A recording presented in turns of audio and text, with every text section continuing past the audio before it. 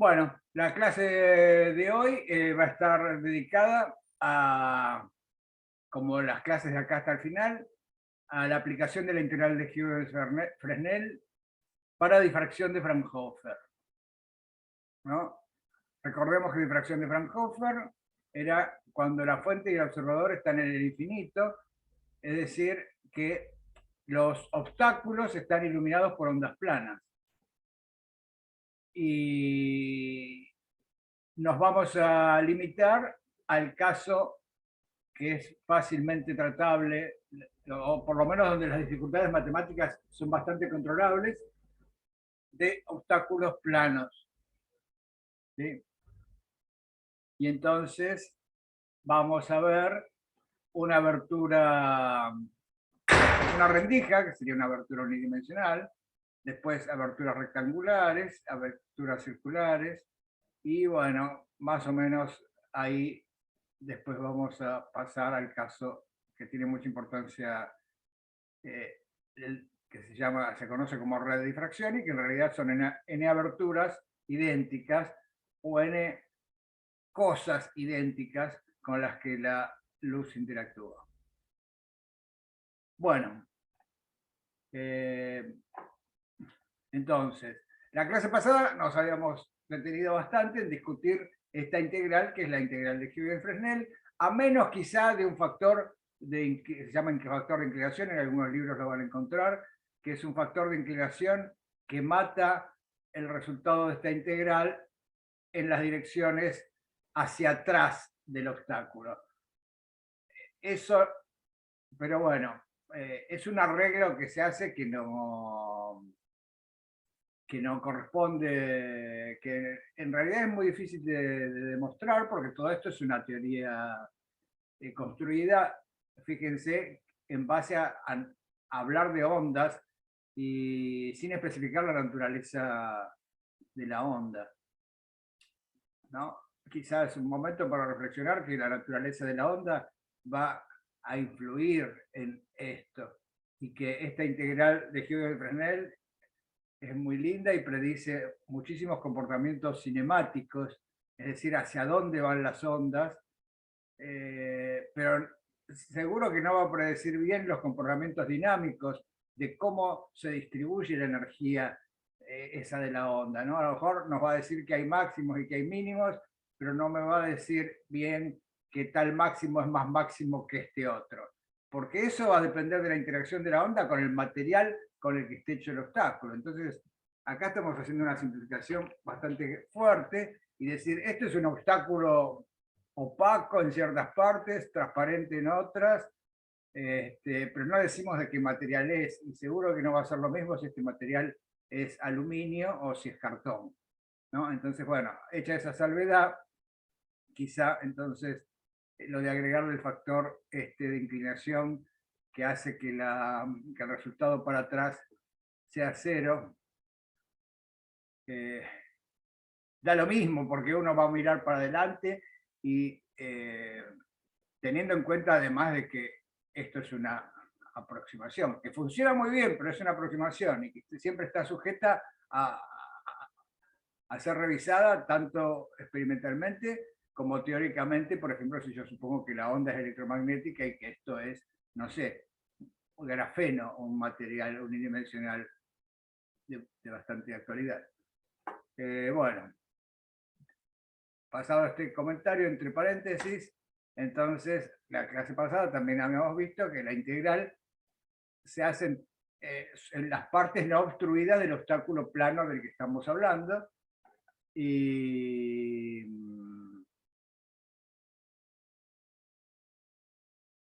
Marcos pregunta, ¿vamos a describir lentes con la integral? Con la integral podemos describir lentes, claro, porque los desfasajes en las lentes, cuando la onda interactúa con el obstáculo llamado lente, estamos suponiendo que la lente es transparente. Y entonces, lo único que agrega la lente son desfasajes. Es una pregunta interesante porque no lo vamos a ver así, pero se puede ver. O sea, todo el tema de la descripción geométrica se puede ver a partir de la integral de Hughes-Fresnel. pensando que ahora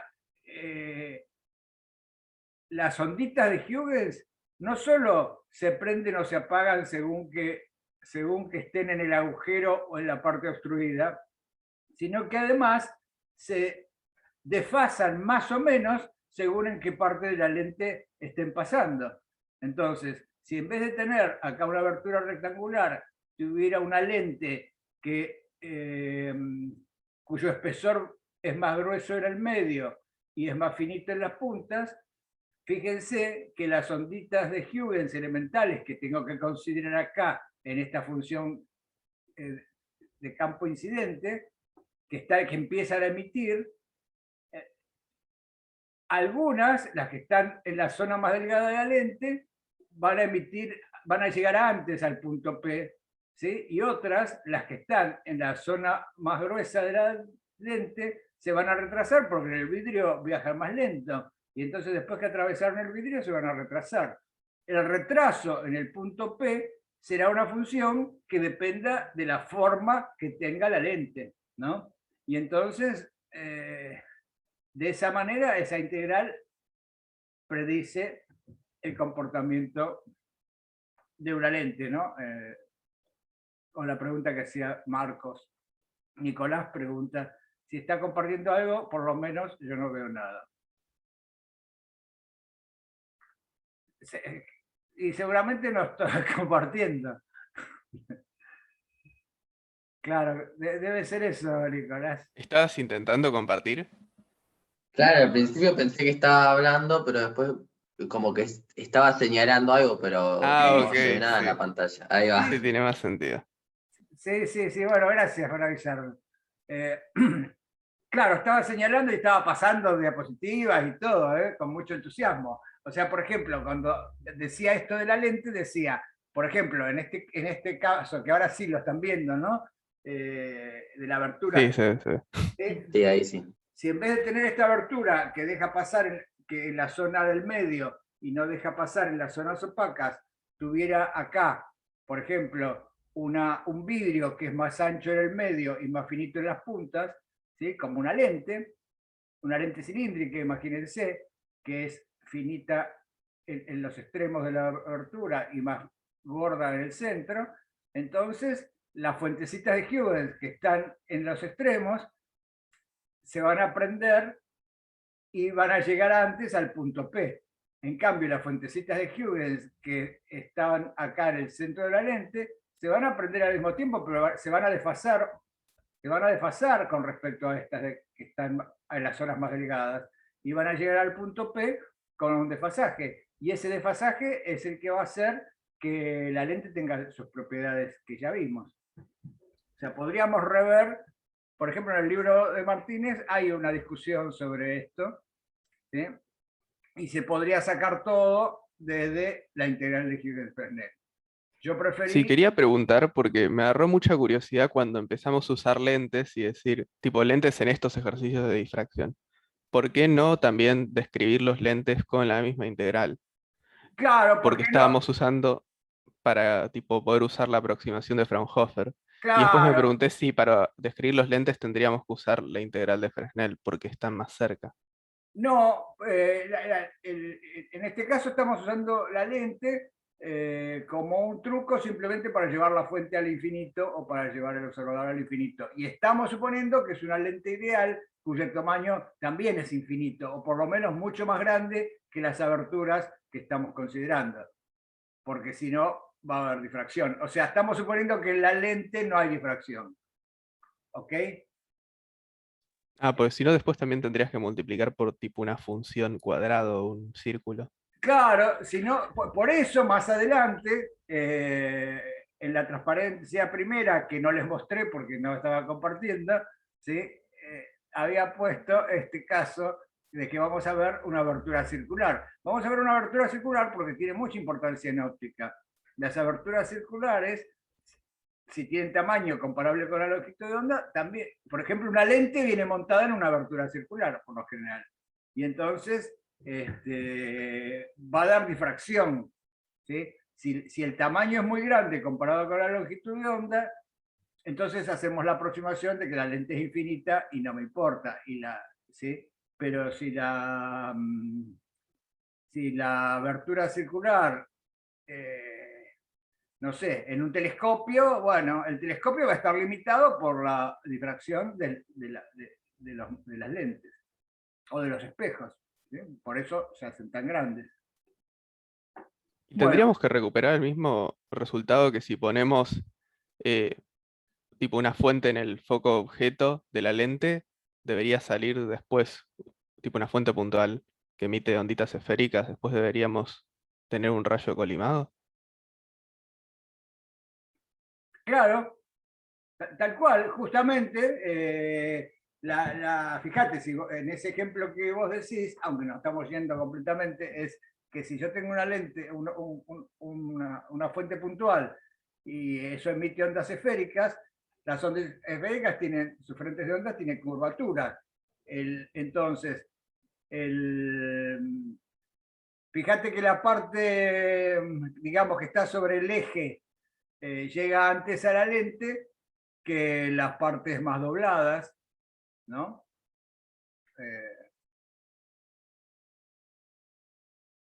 También tendríamos que aproximar una onda esférica cuando hacemos los cálculos.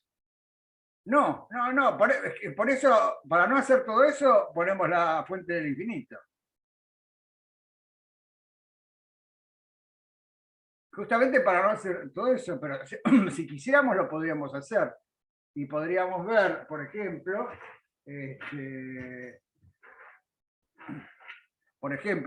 si yo tuviera la lente, tengo desconectada la tableta.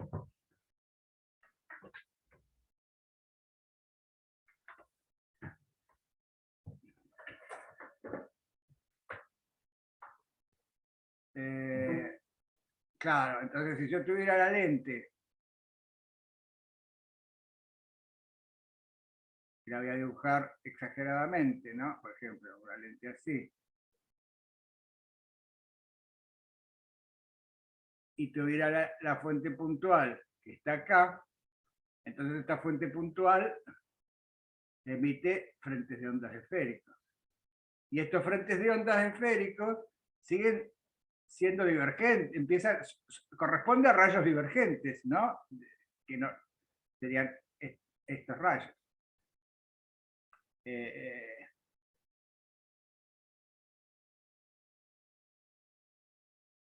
¿No? Y de repente llegan a la lente.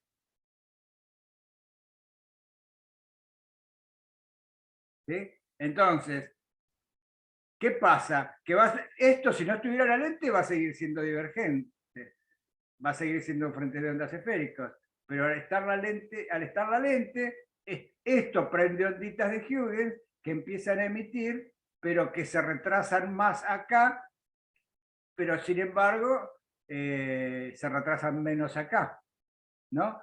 Y entonces empieza a retrasar estas partes, las retrasa más que estas partes, para que estas partes alcancen a estas partes. Y entonces, a la salida, si ese fuera el foco, ¿no? Tendría frentes de ondas planas. ¿No? Eso sería el tema.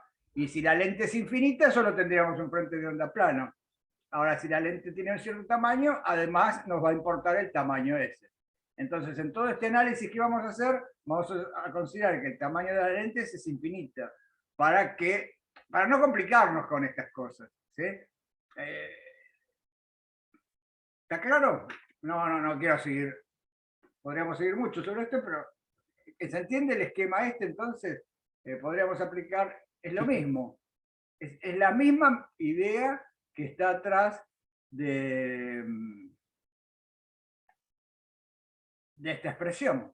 Lo que pasa es que ahora los desfasajes van a depender del punto de la pantalla. Es lo que habíamos visto, o sea, acá nos estamos imaginando cosas que obstruyen o que dejan pasar, acá también, Y acá habíamos llegado a la clase pasada, por ejemplo, fíjense que también podríamos tener cosas que obstruyen mucho, como las cosas negras, o que obstruyen poco, como las cosas gris clarito o blancas. ¿Sí? Entonces, por más que ahora ilumine con la abertura, si en esta abertura de acá pongo esa transparencia del bebé,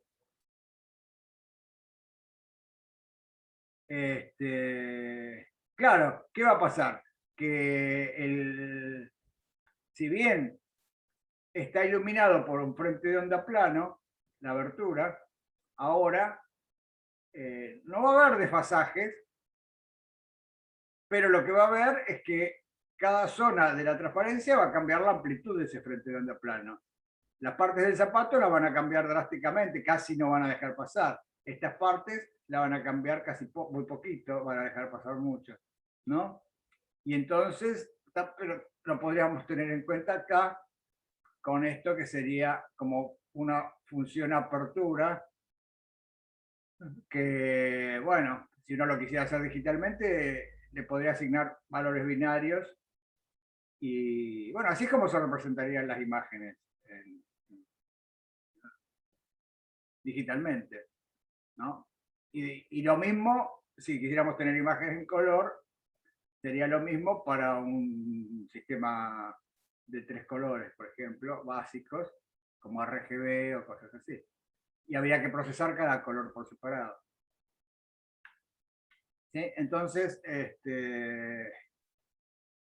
fíjense que en estos casos, los valores reales, el campo, lo único que hace, la abertura lo único que hace es modificar los valores reales del campo, en el sentido de que es la amplitud. Lo único que hace es, si había una amplitud, ahora tengo esa amplitud multiplicada por un factor, entre 0 y 1, de acuerdo al nivel de gris.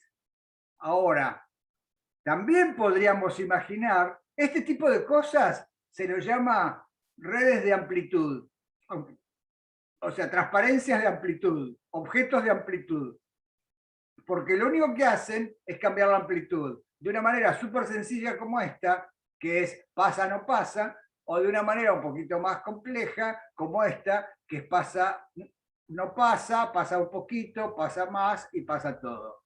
¿Sí? Entonces estas se llaman objetos de amplitud. En cambio, también podríamos imaginar objetos de fase, ¿no? Por ejemplo,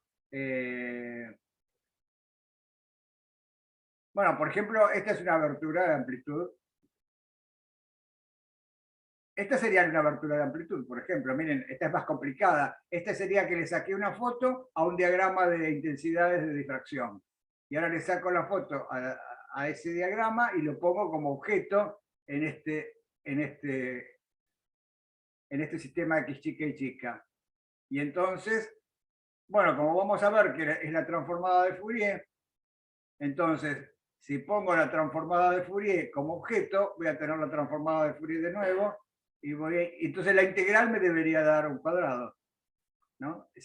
Este cuadrado me da como diagrama de amplitudes esto. Cuando ponga esto como objeto, lo que voy a tener es un cuadrado. ¿Sí? Y estas aberturas se llaman entonces aberturas de amplitud, porque solo cambian la amplitud. Pero también podría imaginarme aberturas que desfasan el campo incidente. Bueno, ese es lo que preguntaba, lo que hablaba recién con la pregunta de Marcos, ¿no? Una lente o cualquier cosa que desfase el campo incidente. Entonces, fíjense, en este esquema tendría un diagrama de Fraunhofer, para eso está esta lente. Esta lente está para que sea Fraunhofer, o sea que de esta lente no me preocupo. Considero que es una lente ideal, infinitamente muy grande, ¿no? Y entonces, lo importante es que sale un frente de onda plano. Y ahora, en vez de la transparencia del nene nada más, o de la fotito esa, le pongo acá un pedacito de vidrio, o una manchita, ¿sí? De gelatina, de algo, ¿sí?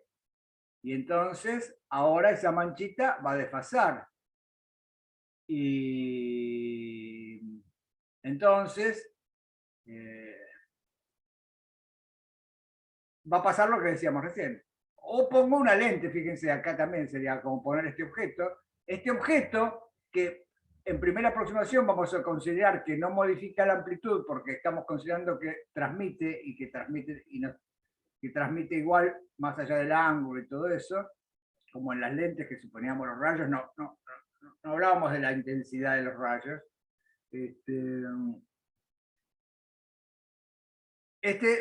Justamente en este esquema, la lente sería una abertura de fase.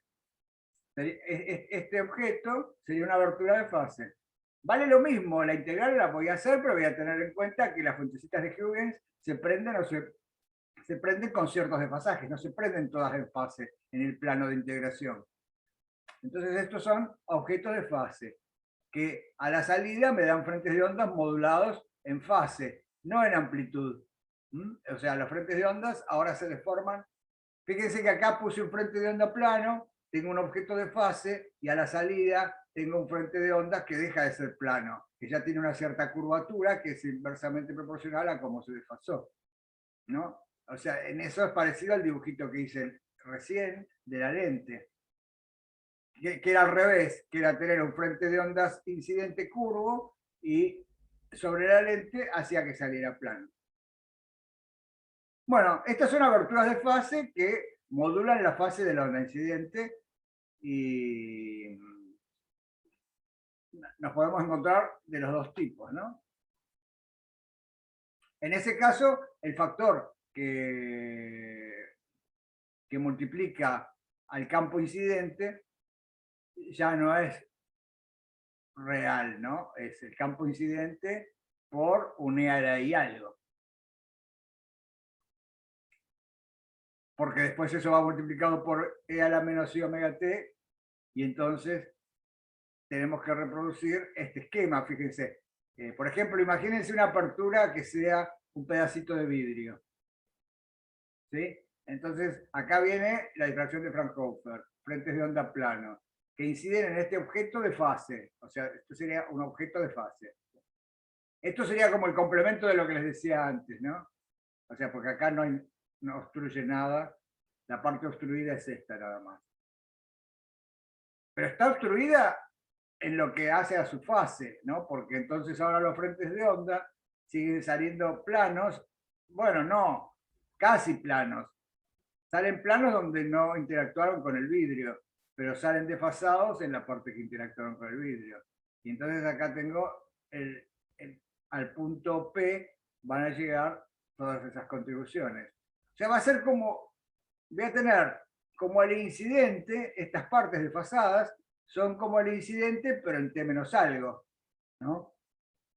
Las partes desfasadas por el vidrio son como el frente de onda plano incidente, pero en T menos algo. Y por eso es E a la I algo, o E a la menos I algo, depende que use E a la I omega t o E a la menos I omega t. ¿Se entiende esto? En las uniones esas que están a los costados, Ricardo, ¿nos tenemos que imaginar que posta se está yendo para atrás eso, o hay como una discontinuidad ahí? Acá, Justo en la parte donde se une el cuadrado que está retrasándose y la recta, ponele. esta recta vertical, O sea, para ver, un segundo.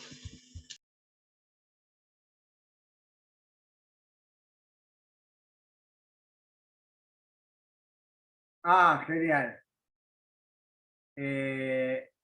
Claro, en esa parte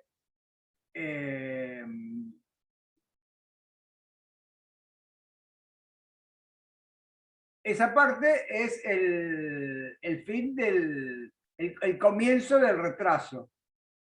O sea, todo este frente de onda plano se retrasa acá. ¿Sí? No sé si esa es tu pregunta, o si te referís a que es singular en este sentido, de que es... Claro, como que ahí se separa, como que la parte esa que estaba Eso es como una esquematización, pero tipo la parte esa se retrasa un poco y se separa de los otros. Perfecto, tal cual, tal cual, tal cual. Lo que pasa es que seguro que no va a ser así, sino que va a ser, por ejemplo, más continuo, como se va a haga finito, y entonces no es que se va a separar, ¿no? Pero sí, así idealmente se separa. Es como que tengo, o sea, no existiría esto, ¿eh? Claro, no existiría esta parte gris que está acá. Es esto que está dibujado acá. Es esta parte que pasó sin retrasarse y esta parte que pasó sin retrasándose. ¿Qué confunde? Ahora entiendo lo que confunde. Lo que confunde es este dibujito de líneas verticales que no tiene sentido, ¿no? O sea, acá no hay nada. Lo sumo lo que... Oye, creo que ahora entiendo hacia dónde apuntaba tu duda. Sí, sí, quizá confunde haber hecho esta línea así. Pero bueno, es para mostrar el frente de onda plano. El frente de onda, quiero decir. Si esto fuera una lente, esto tendría toda una parte así y acá empezaría como a aumentar el desfasaje. ¿Ves? Y entonces aumentaría el desfasaje y tendría una curvatura. Y fíjate que entonces, si esto fuera más delgado acá arriba, más gordo en el centro y más delgado acá abajo, acá habría una curvatura que tendría la concavidad para la derecha. O sea, visto de este lado sería convexo, sería así, ¿no? Y entonces tendría una concavidad para este lado. Y entonces ahora se sigue propagando. Y entonces va a ser un haz de rayos convergente. ¿Sí? sí, gracias. De nada. Bueno, entonces estamos en que el factor que multiplica el campo incidente al fasor del campo incidente ya no es real, sino que tiene una fase que depende... ¿De qué depende esa fase? De la longitud del vidrio y del índice de refracción del vidrio. Claro, perfecto. Sí, sí, en este caso, en que el espesor es constante, es proporcional al espesor y al índice del vidrio, al camino óptico recorrido acá adentro, que difiere del camino óptico recorrido afuera porque, porque la velocidad es más chica en el vidrio. Ahora, y no dependería de X y Y, porque sería constante en todo este vidrio. En cambio, si esto fuera una lente, dependería de X y ese desfasaje. ¿Sí? Por ejemplo, si fuera un vidrio como esmerilado, ¿sí? Que tiene una cara toda rugosa, ¿sí? Entonces, Hola, también, profe. sí, Mora. Soy Delfina, perdón. Ah, Buen día. buen día, ¿qué tal, Delphi? Estamos compartiendo con hoy. Profe, hice una pregunta de la diapositiva anterior, para que antes de que avancemos, perdón. Sí. ¿Está? La anterior. ¿Más? Ay, no, perdón, la siguiente, sorry, es que no se actualizó. Perdón, es que cambió y no la llegué a ver. O sea, la que vimos recién, claro. ¿Por qué dice factor que multiplica al fasor? O sea, ¿dónde vendría la multiplicación? Ah, bien. Eh,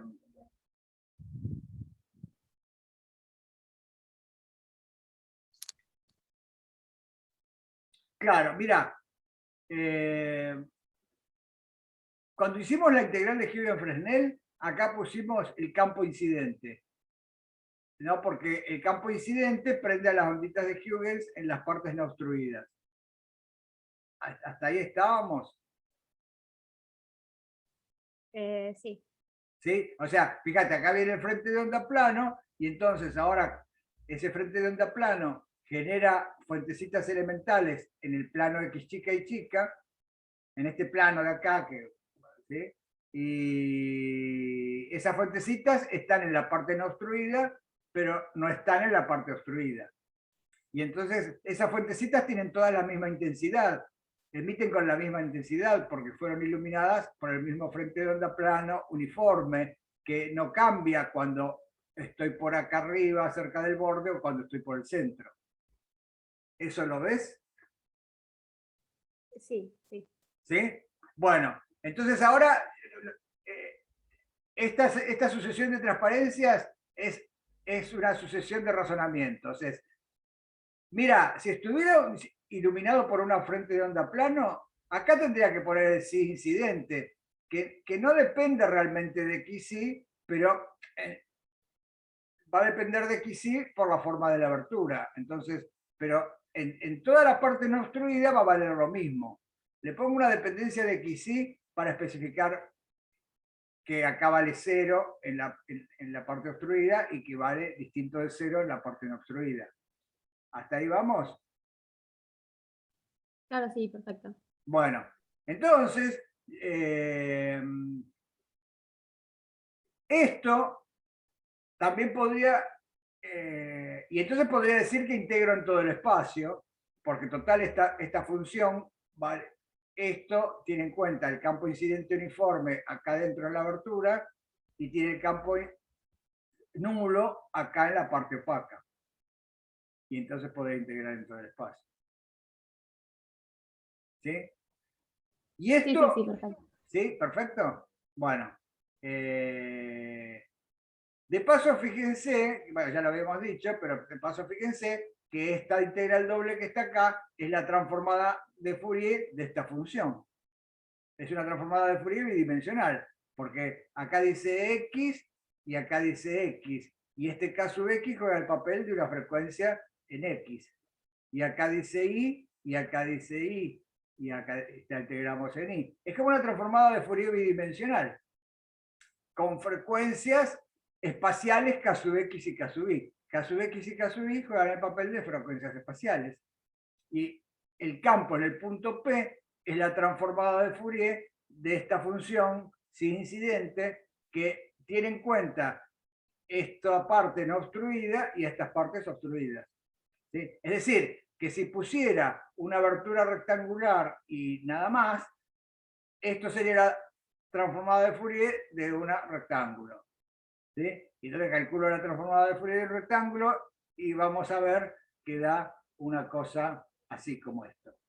¿No? Después lo vamos a hacer. Pero lo importante es que ustedes acá ya ven que es la transformada de Fourier. Y ahora vamos a tu pregunta, Delfina, igual. Entonces fíjate que acá, en realidad, primero es el campo incidente.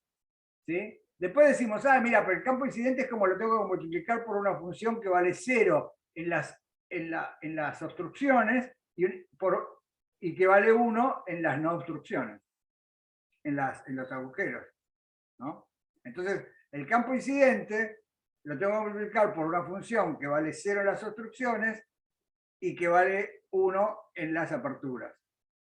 Y a todo eso lo llamo función apertura, a eso que está ahí, ¿no? Como que integro en todo el espacio, pero que esa función me mata las zonas donde integro. ¿Hasta ahí me seguís? Sí. Y esa función es la phi ins, esa función que multiplico es esa. Claro, o sea, primero yo te lo estoy vendiendo como que el campo incidente es constante porque son frentes de ondas planos y paralelos a la abertura.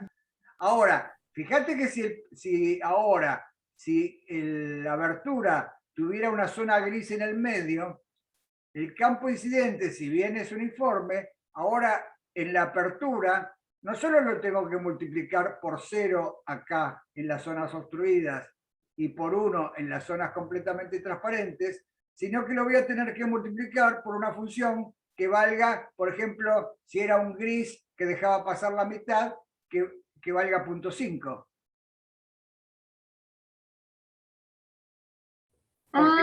Claro, sí. ¿Sí? ¿Lo ves? Y, Sí, clarísimo, sí. y eso es lo que intento decir en esta transparencia. Fíjate, ahora el campo incidente, en el mismo esquema que teníamos acá, pero si en este rectángulo que está dibujado acá, pongo esta foto del nene, ya, por más que el frente de ondas plano e incidente tenga el mismo valor, ¿sí? Las partes que están en el vestido, las tengo que multiplicar casi por 1, porque deja pasar todo el vestido. Y las partes que están acá en el zapato, los tengo que multiplicar por algo casi 0, ¿ves? Entonces podría definir una función que la podría definir digitalmente así, o podría hacer un grafiquito que, de acuerdo bueno, de acuerdo al color, al gris, al nivel de gris. ¿Lo ves, Delfina? Claro, sí, súper claro. Entonces, y el punto es que fíjate que hasta acá entonces pasamos de no multiplicar nada, ahora a multiplicar, en este caso generalizando los objetos, a multiplicar por valores reales continuos o discretos, depende si hacemos digital o no, pero por ejemplo acá podría multiplicar por valores reales. Si pongo la transparencia, en realidad es como que estoy multiplicando por valores reales continuos. ¿Sí? Porque esta parte deja pasar menos, esta más, esta menos, así. Entonces es como que las fuentecitas de Huygens se siguen prendiendo, pero las que están por acá se prenden menos que las que están por acá. Y siguen siendo valores reales continuos. Y ahora le damos una vuelta más y decimos, pero mira, si además de obstáculos planos tuviéramos que son grises o transparentes o negros, que multiplico por un número real, tuviera obstáculos planos parecidos a esto, ¿sí? Entonces, si bien el campo incidente acá venía como una onda plana, cuando llega el obstáculo, acá, si fuera una lámina de caras paralela a todo el obstáculo, se desfasaría todo igual. Pero no tendría que... Y si transmite todo, no tengo que multiplicar por 5, por 0,5, por 0,2, nada. A lo sumo voy a tener que multiplicar el campo incidente, lo voy a tener que desfasar. Y desfasarlo, multiplicarlo por E a la I, 2pi sobre lambda en T, donde T es el espesor.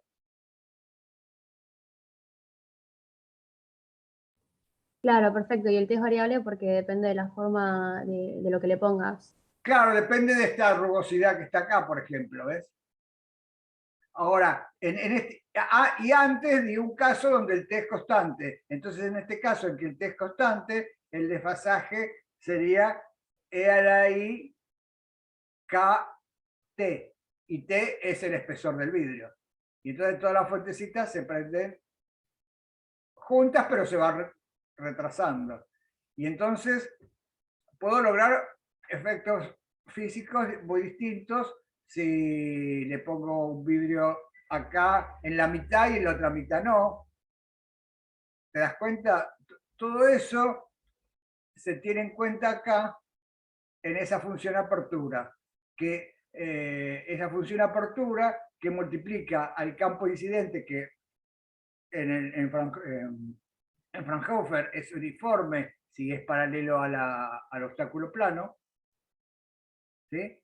Lo empiezo a multiplicar por cosas que tengan que ver con cómo modifico la amplitud, ya sea drásticamente la modifico desde 0 o 1, o sea, pasa o no pasa, o puedo tener obstáculos que la modifican de una manera un poquito más sutil, que es pasa un poquito, pasa menos, pasa más, y entonces es multiplicar el campo incidente por un número real, que sería este caso. Y después podría tener casos donde se multiplica el campo incidente, donde no se altera la amplitud del campo incidente, solo se altera, se lo desfasa, y por eso se llaman objetos de fase, ¿sí? Esas aberturas de fase, porque no modifican la amplitud de estos frentes de ondas planos, sino que lo único que hacen es dejarlo como el incidente, pero retrasado, pero en T menos algo. ¿Te das cuenta? Entonces, le correspondería multiplicar el campo incidente por esta función. ¿Ahora lo ves un poquito mejor? Sí, súper claro, en serio. Muchísimas gracias. No, de nada, al final.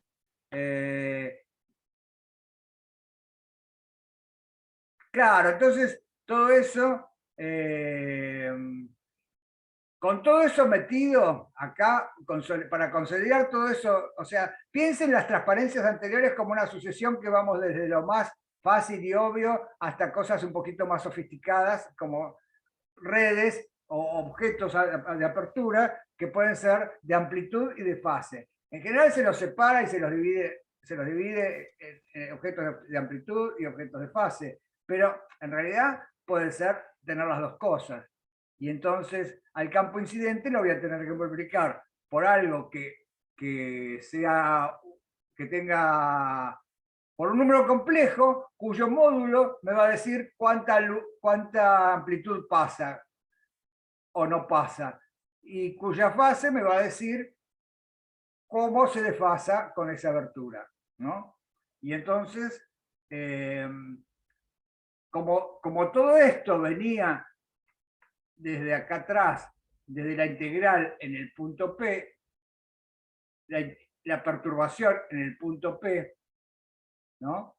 La perturbación en el punto P era una onda armónica, o sea, toda esta integral es proporcional a la amplitud de la perturbación en el punto P. Y entonces la intensidad en el punto P va a ser el módulo al cuadrado de esa amplitud compleja. Y esa sería lo mismo que estamos haciendo en interferencia, porque esto en definitiva es interferencia múltiple, que estamos sumando todas las onditas, las perturbaciones de las onditas de Huygens.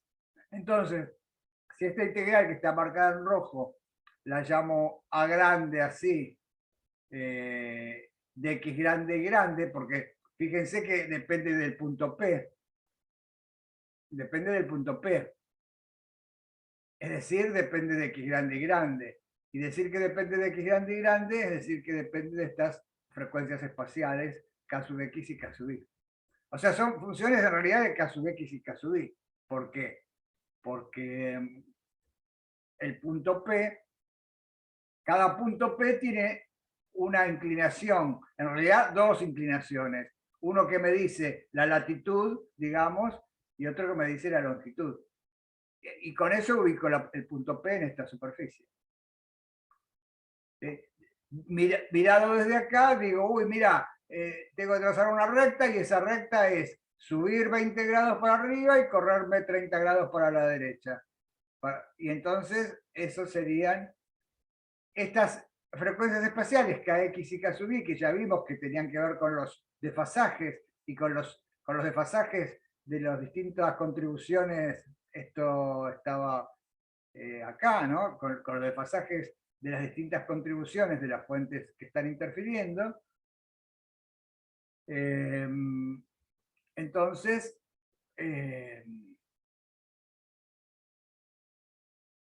nada, esas frecuencias espaciales están relacionadas con inclinaciones. ¿Sí? Pero cada punto P tiene una frecuencia espacial. Está asociado a una frecuencia espacial. Es decir, que depende de las coordenadas de este plano, que son las coordenadas en mayúscula. ¿Sí? Entonces esas coordenadas en mayúscula, que están acá,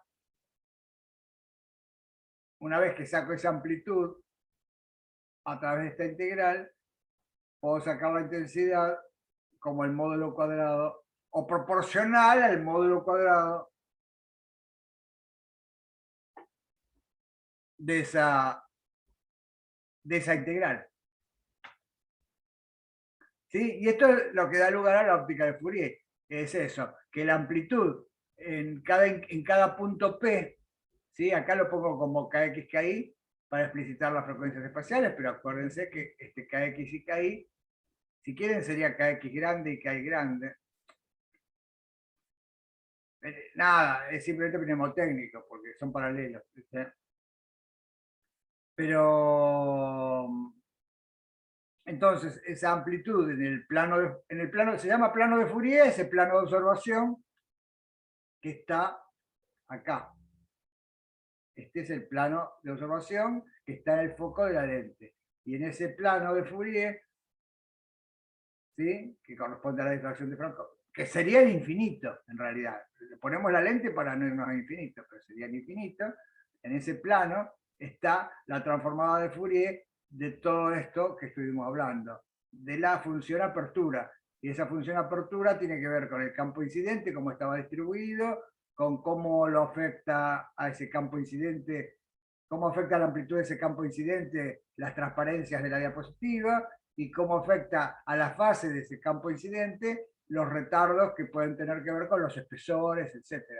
Entonces, los problemas en la práctica van a estar basados alrededor de esas cosas, de que tengamos aberturas, objetos de amplitud, bueno, pasa o no pasa. Tengamos objetos de fase, que sería, por ejemplo, poner un prisma delante de una ranura, y entonces desfasa más o menos de acuerdo a qué parte del prisma pasó.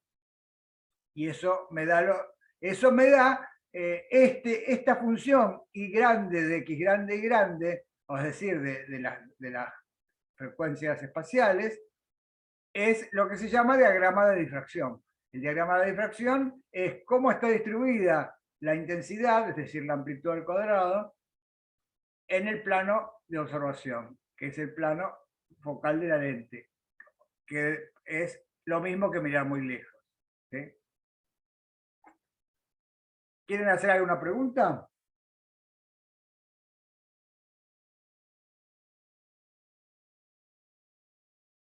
A mí, profe, me confundió un poco esto último. La intensidad entonces da la transformada de Fourier, ¿no? O sea, nosotros lo que vemos en la pantalla es la transformada de Fourier. Eso es lo que No, no lo entiendo. que vemos en la pantalla, si lo vemos con el ojo, es la intensidad, que sería el módulo cuadrado, proporcional al módulo cuadrado de esta transformada de Fourier. Ah, ok, ok, ok. Sí, Ahora, si tuvieras un medidor de campo, de perturbación, y pudieras medir todo este número complejo en módulo y fase, sería la transformada de Fourier. Pero en una foto, o si lo miras con el ojo, lo que estás viendo es el módulo cuadrado de eso. De la misma manera que cuando en Yang lo que ves es el módulo cuadrado de las amplitudes en el plano, de las amplitudes que tienen los hiperboloides, ¿no? No sé si sí, está sí. claro. Bueno, Sí, sí, sí, genial, gracias. no de nada. Una pregunta, Ricardo, no sé si es muy tarde para preguntarlo, pero no me queda muy claro la diferencia entre X chiquita y X grande. Yo sé que X chiquita la miramos en donde está incidiendo, digamos, en el obstáculo, pero no entiendo justo qué diferencia tiene K. ¿Por qué K está en X chiquita y no está en X grande? Ponele. Sí, quizás un poco desafortunado, porque, pero es por esto, mira.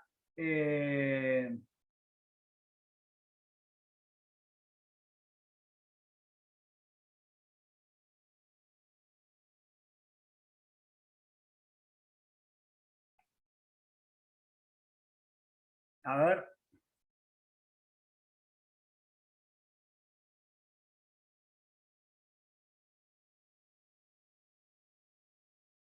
A ver si te lo... ¿Sabes por qué? Porque lo cambio, porque en la transparencia había una Z que no sé, pero si yo tengo el plano de la abertura que está descrito por X chica y chica,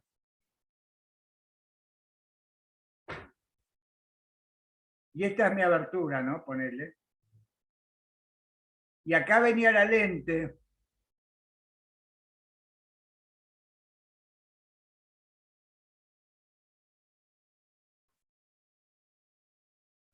No dibujo la lente, ¿sí?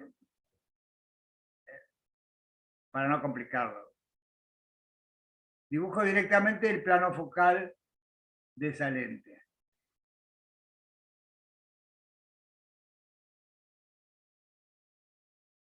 El plano focal de esta lente, que es un plano muy lejos de esta abertura, ¿no? En realidad es eso. En el plano focal de esa abertura, cualquier punto P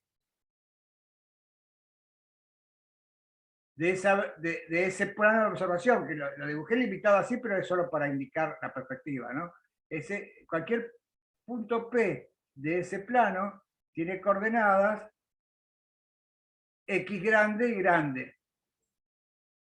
Entonces, X grande y grande hacen referencia a las coordenadas del punto P. Mientras que Pero ¿no podría decir que son iguales que las verdes o no siempre van a estar alineados esos ejes? sí, sí, claro. Fíjate que en todo conviene que estén alineados y que I grande sea paralelo a I chica y que X grande sea paralelo a X chica. No es necesario, pero digamos, yo lo hice así. Y entonces en este caso, entonces cualquier cosa que yo proyecte en I chica es lo mismo que proyectarla en I grande. Y proyectarla en X grande es lo mismo que proyectarla en X chica. Entonces por eso viene esa como confusión entre que, ¿cómo lo llamaste? ¿Lo llamaste K sub X o lo llamaste K sub X? ¿Sí? O lo llamé K sub I o lo llamé K sub I, ¿no? ¿Qué es K sub X y K sub I? K sub X y K sub I. Ah, ojo, después X y hacen referencia a una fuentecita de Huygens que está en este diferencial de superficie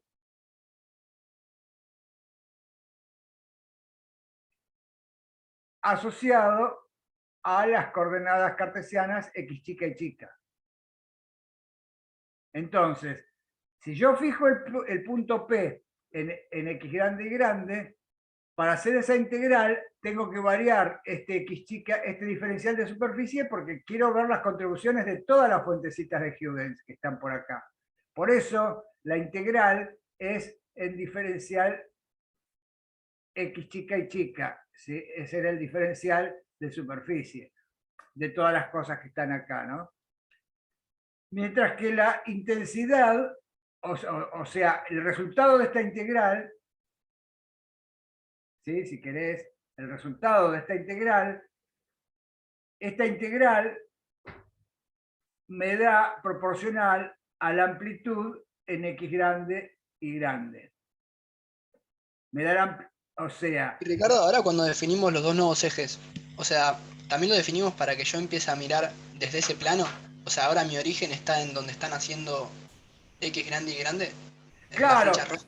sí, es tal cual. Es como que decís, si estás en el infinito y agarrás un telescopio, ¿no? Vos estás en el sistema X chica y chica y decís, ¿qué punto querés ver? Y bueno, quiero ver este punto P. Y este punto P tiene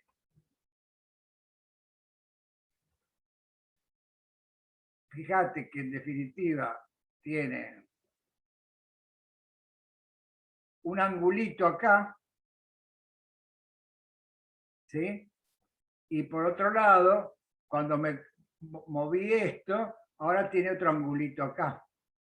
El dibujo ya se complica y me falla un poco la perspectiva, ¿no? Pero fíjate que es como que tengo que relacionar la coordenada X grande con la distancia focal de la lente, o con esta distancia R grande, ¿sí?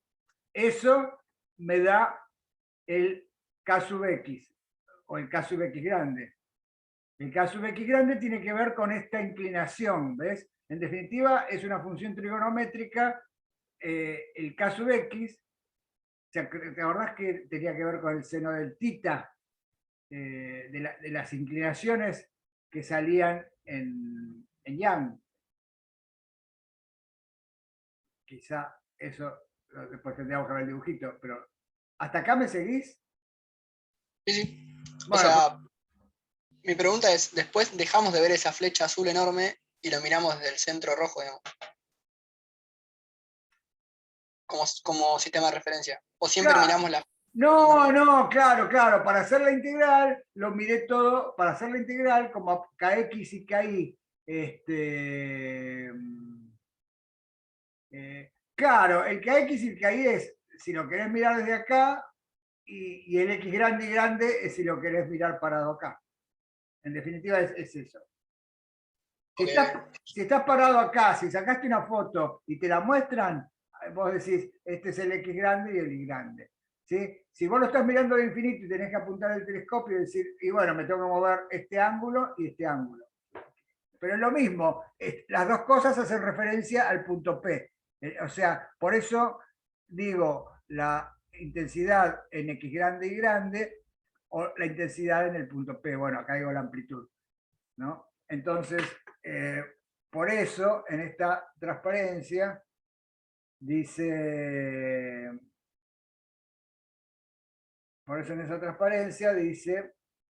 ¿ves?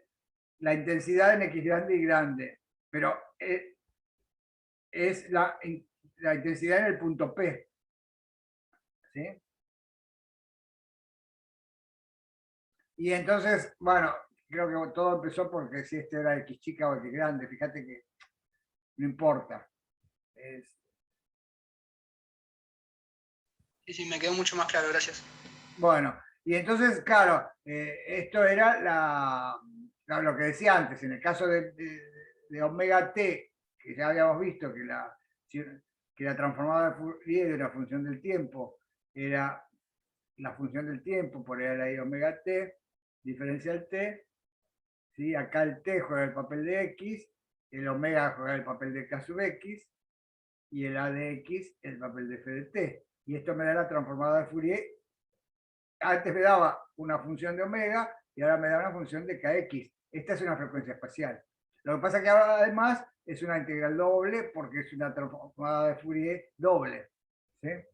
Con dos frecuencias espaciales que hacen referencia a las inclinaciones, que lo miras para allá o lo miras para allá y así necesitas dos inclinaciones. Y esto es lo que da lugar a la óptica de Fourier y que permite... Bueno, fíjense que, por otro lado, fíjense que interesante, ¿no? Porque si uno tuviera un dispositivo donde tiene montado en un banco óptico una lente, este sistema de lentes, ¿sí? Para generar, primero una lente que acá no está dibujada, que genere este frente de ondas plano, ¿no? Y después, acá se ponen lo que quieran. Acá ponen la función que ustedes quieran, la función bidimensional que quieran, ¿sí? Y después acá viene una lente y miran en el plano focal de la lente. Esto es una computadora que saca las transformadas de Fourier. O sea, lo que pasa es que es una computadora óptica súper especializada que solo sabe calcular bien transformadas de Fourier. Y muchas otras cosas relacionadas con las transformadas de Fourier.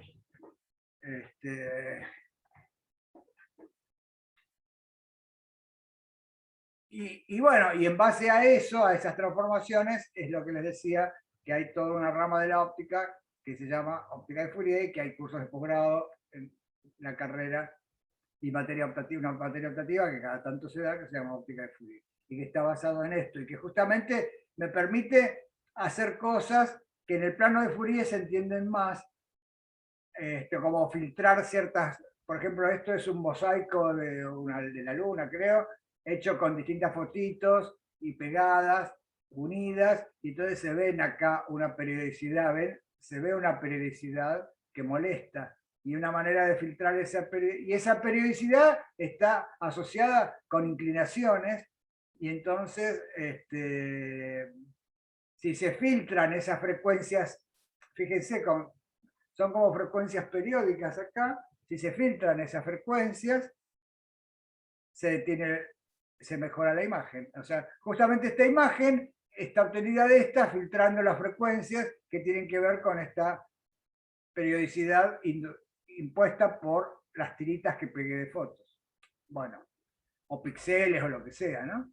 Y esto es filtrado espacial. Bueno. Esto entonces, fíjense que todo esto hasta acá lo hemos visto como una consecuencia, recapitulando, ¿no? Todo esto lo hemos visto como una consecuencia que veníamos de la interferencia múltiple y ahora dijimos, hacemos la integral de Huygens-Fresnel, así. Y llegamos a esta descripción en términos de óptica de Fourier. Y ahí paramos. ¿Sí?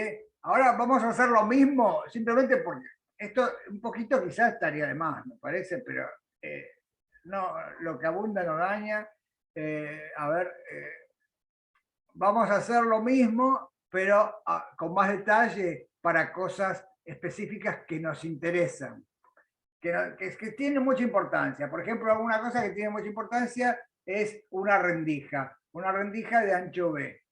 ¿Sí? Entonces, hasta acá hablamos de cosas genéricas y nunca dijimos muy bien cómo era la forma de la rendija, ¿no? Hablábamos de un plano que es grande que es chica y chica, un plano que es grande y grande. Bueno, ahora vamos a hacer las cosas más particulares y vamos a tomar en el plano X chica y chica, voy a tomar un objeto súper fácil, que es una rendija que se extiende en la dirección X chica, que es perpendicular a al plano de la diapositiva, ¿no? Para no decir transparencia, al plano de la diapositiva. Y entonces, en este caso, claro, en cada punto, claro, ya no tiene sentido hablar, no vamos a hacer la integral en X chica, porque esto va a tener simetría en X chica, ¿no? Si la rendija es infinita. Entonces, esto va a ser muy parecido a Young. Lo que pasa es que en vez de tener n fuentes, de 2 fuentes, voy a tener infinitas fuentecitas acá de Huygens. ¿Sí? Entonces, ¿entienden? Esta es la abertura en el plano X chica y chica. La abertura se extiende desde I igual a menos B sobre 2 hasta I chica igual a B sobre 2. ¿Sí? En el centro de la abertura pongo mi sistema de coordenadas. ¿Sí? Y ahora voy a mirar el punto P que está acá lejos.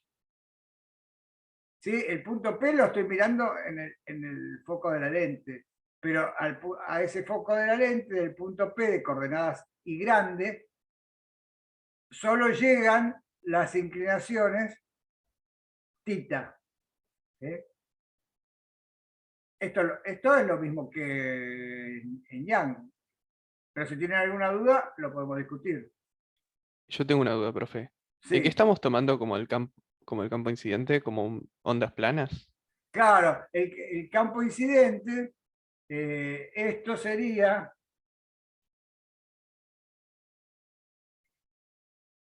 Pregunto por si tal vez le pusimos inclinación. una cosa así. En el plano X chica y chica,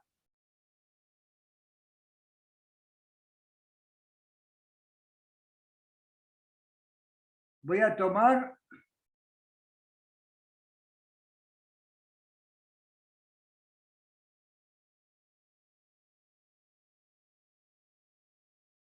una cosa que es opaca, una pantalla opaca,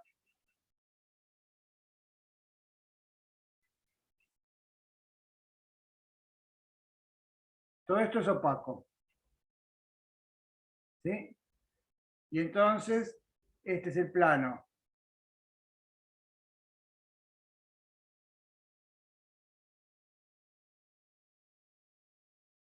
X chica y chica. Este es el origen. ¿Sí? Y entonces, como tiene esta simetría, el diagrama que ve acá también va a tener esta simetría, y entonces lo voy a mirar ahora así nada más.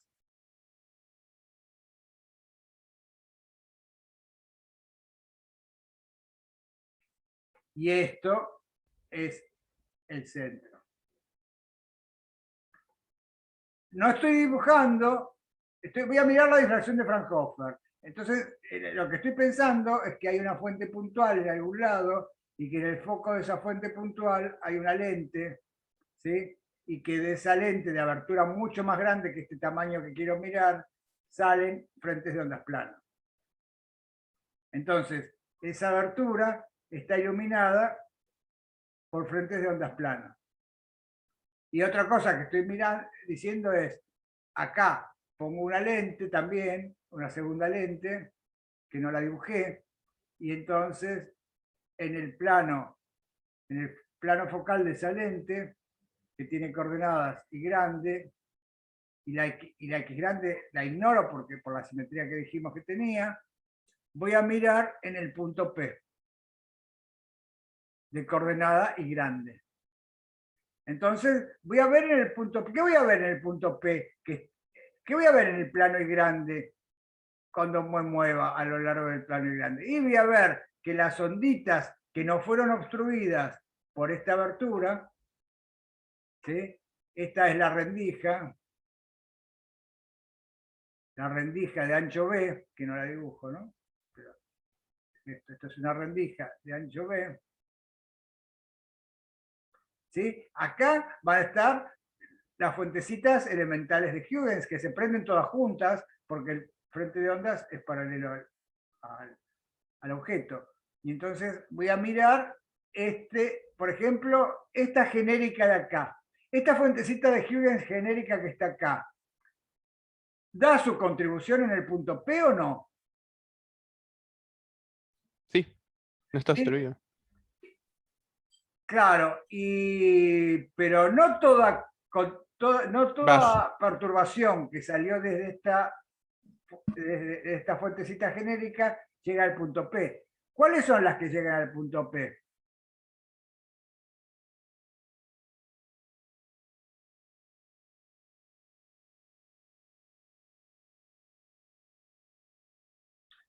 Por ejemplo, esta así no llega, no sé, llega solo a una inclinación. Fíjense que para ver qué inclinación llega al punto P desde una fuentecita genérica, lo que voy a hacer es trazar esta línea auxiliar que va de P y que pasa por el centro de la lente, y que si bien no viene de ninguna fuentecita de Huygens, porque acá está obstruido, me sirve como indicador de que de la fuente que estaba en el punto Y minúscula, de la fuente genérica de Huygens que está en la rendija no obstruida, solo, bueno, y acá me salió mal el dibujo, pero dijimos, esta es una lente grande. ¿Sí? Esta es la lente. Entonces, solo esta contribución llega de la fuentecita genérica. ¿Sí? Y lo mismo de una fuentecita genérica que estuviera, de la fuentecita no genérica, sino que estuviera en el origen, en I, este sería el I, ¿no? En I igual a 0. En I igual a 0 va a haber otra fuentecita de Huygens que va a contribuir, pero solo va a contribuir la misma inclinación esta. Y esta otra fuentecita genérica que está acá, no genérica, sino que está en este I valor negativo, también va a contribuir con eso. Entonces, este sería un ángulo tita. ¿Sí? Y este ángulo tita me determina el punto P. Fíjense que todos los titas, todas las inclinaciones, esta es la frecuencia espacial, tiene que ver con la frecuencia espacial. ¿Sí? Entonces, el punto P está asociado a un tita. La coordenada Y está asociada a este tita. ¿Y este tita qué significa físicamente? Significa la inclinación que tienen los rayos que salieron de las fuentecitas de Huygens que contribuyen al punto P e interfieren. Es como cuando era Young tenían dos, ¿no? Y llegaba al punto P. Ahora no hay dos, hay infinitas. Ahora lo que hay que hacer es, claro, entonces, si tomamos como referencia una de ellas, por ejemplo la que está en el origen, ¿sí? Entonces, si tomamos esta que está en XY, que está en Y, y esta que estaba en el origen, ¿sí? Es una ampliación de esto que está acá arriba, esta es el plano de la abertura, ¿sí? Desde el punto P hasta cualquier plano perpendicular están todos en la misma fase. ¿Sí? Entonces, ¿cuál es la diferencia de fase entre estas dos? Es esto. ¿Cuánto vale? Igual que en Yang. En Yang valía de senotita, acá vale de senotita. ¿Sí? Entonces,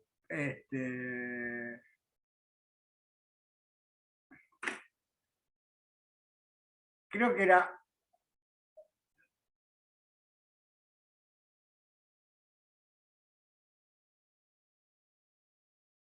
creo que, bueno, entonces, por eso, entonces el diferencial de perturbación en el punto P es proporcional al campo incidente.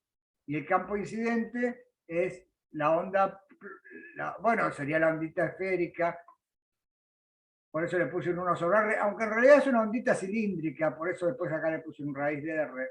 No importa, no es relevante porque estos R son mucho más grandes que las diferencias de camino que vamos a poner. Entonces, claro, si yo vuelvo al dibujito que hice antes, ¿no? Entonces, fíjense que esta fuentecita genérica contribuye con una ondita esférica o cilíndrica, ¿no? Sería cilíndrica acá porque estoy haciendo esta simetría, ¿no? Entonces emite ondita cilíndrica.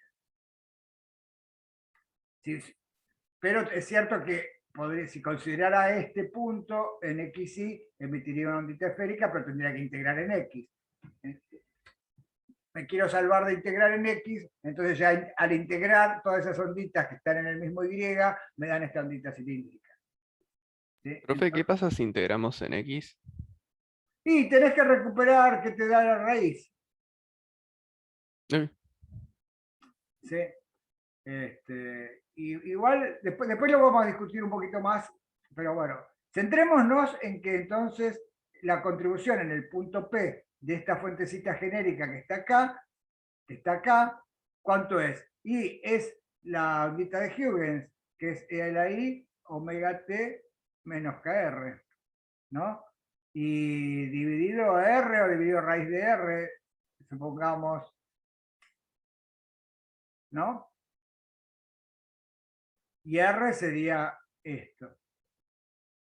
Entonces todos los R's los puedo referenciar con respecto a este origen, ¿no? A este de acá. Pongamos que es... entonces todos los R's, el de la genérica que está acá, es un R grande menos el R grande, el R sería el R grande menos I celotita. ¿Sí? Entonces, acá en esta raíz tendría que poner esto. Y acá, entonces, acá tendría que poner esto. Y también tendría que poner esto acá. ¿Sí? Y entonces, recuerden esto y vamos a lo que está escrito en el PDF. ¿Sí? Entonces, ahora...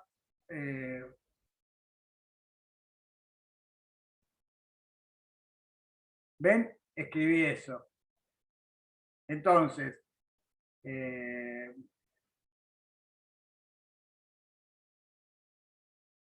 acá hice una trampita y es que como el R, como el tamaño de la abertura, no sé, solo nos interesan aberturas chiquitas, ¿no? Comparables con la longitud de onda. Entonces, esta diferencia y cenotita va a ser del orden de la longitud de onda, porque multiplicada por el cenotita, una longitud de onda, dos longitudes de onda, media longitud de onda, varía entre menos b sobre 2 y b sobre 2. Entonces, esto es del orden de una longitud de onda, ¿no? Y mientras que R, este R grande, es muy grande, porque o estoy mirando en el infinito, o es la distancia focal, no sé, medio metro, 1 metro, ¿sí? Entonces, mientras que esta diferencia para pasar de un máximo a un mínimo varía en una longitud de onda, en el denominador varía en 1 metro menos una longitud de onda.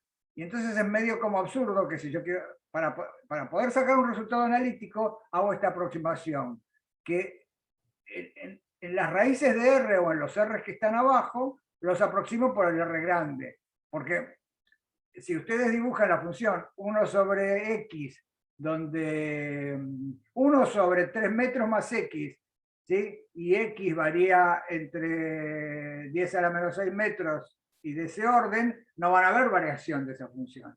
Entonces eso es lo que estoy diciendo al sacar este R chica fuera de la integral, ¿ven? Lo saqué, si bien esto estaría integrado, y acá iría R chica, ¿sí? Porque es la contribución de esta ondita de Huygens, R chica como lo dibujé en la pizarra que pasamos antes, ¿sí? Hago esa aproximación para poder tener la posibilidad de tener un resultado analítico, y además que no me estoy equivocando en nada, que es muy poquito, ¿no? Porque es como decir 3 metros menos una longitud de onda, que es 10 a la menos 6 metros. Eso, o sea, perder la posibilidad de sacar un resultado analítico por empeñarme en hacer eso, no tiene sentido. Entonces, ahí hago esa aproximación. ¿Por qué no la hago acá? Porque el R también está en el exponente. El R está en el exponente, pero está pesado por 2pi sobre lambda. Y entonces una variación en el exponente de media longitud de onda, sabemos que, por lo que vimos en interferencia, que me hace pasar de un máximo a un mínimo. Entonces es mucho, no lo puedo tirar en el exponente, porque está pesado con K, que es 2pi sobre lambda.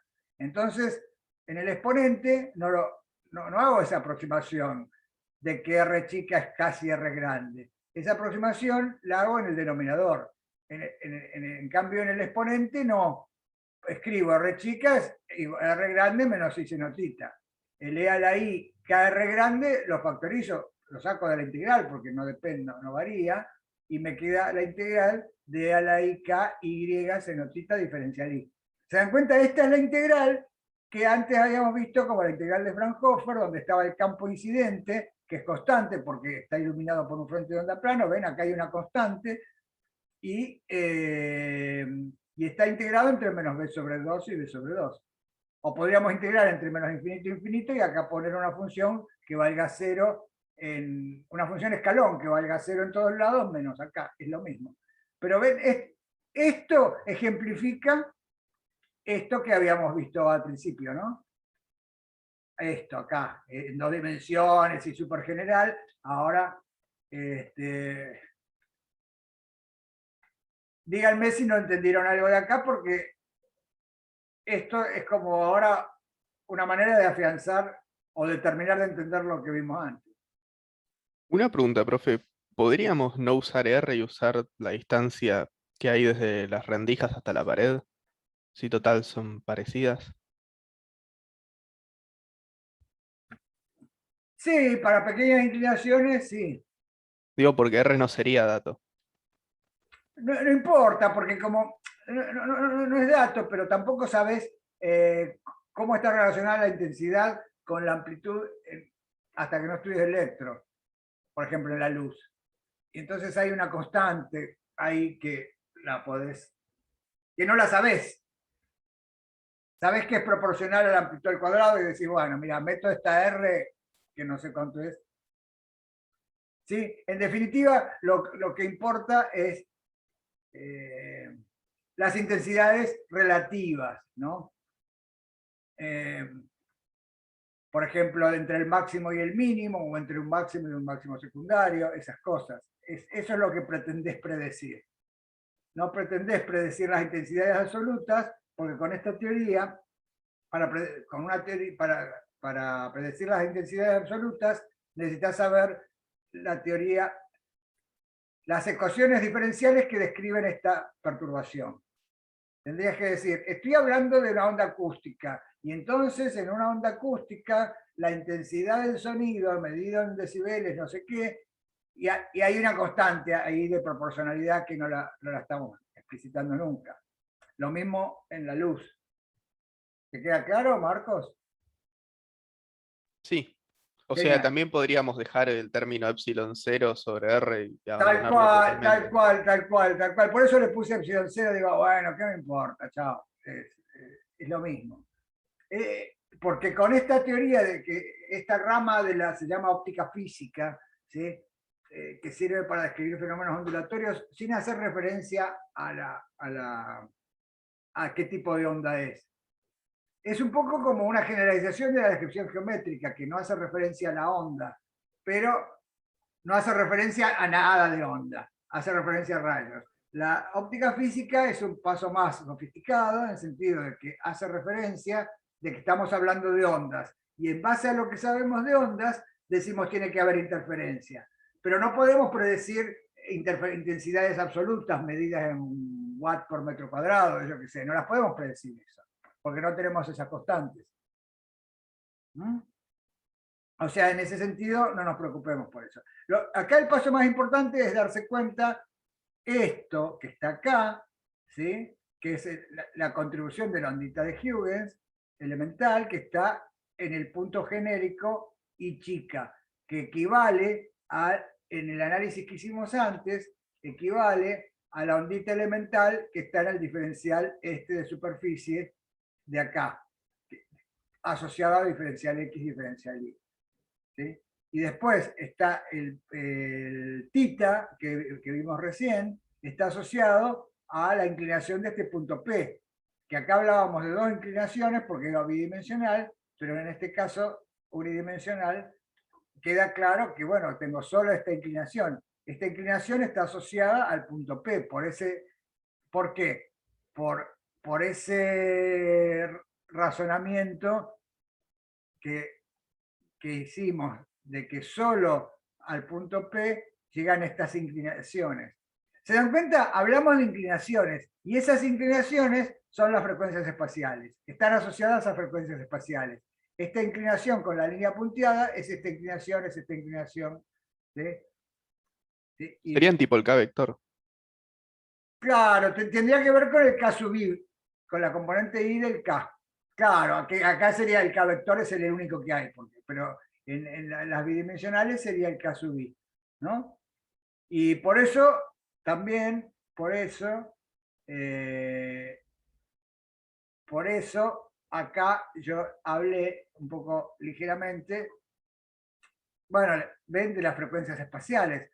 Esto está en el plano de observación, está asociado a inclinaciones, a ciertas inclinaciones, es decir, a ciertas frecuencias espaciales periódicas acá, que se filtraron acá. Esto es de cultura general nada más. No pretendo que esto sepan, pero sí todos los detalles. Pero sí que lo que tiene que ver, ¿no? Eso. Entonces acá, sí, ¿se acuerdan que esto ya lo habíamos hecho como límite?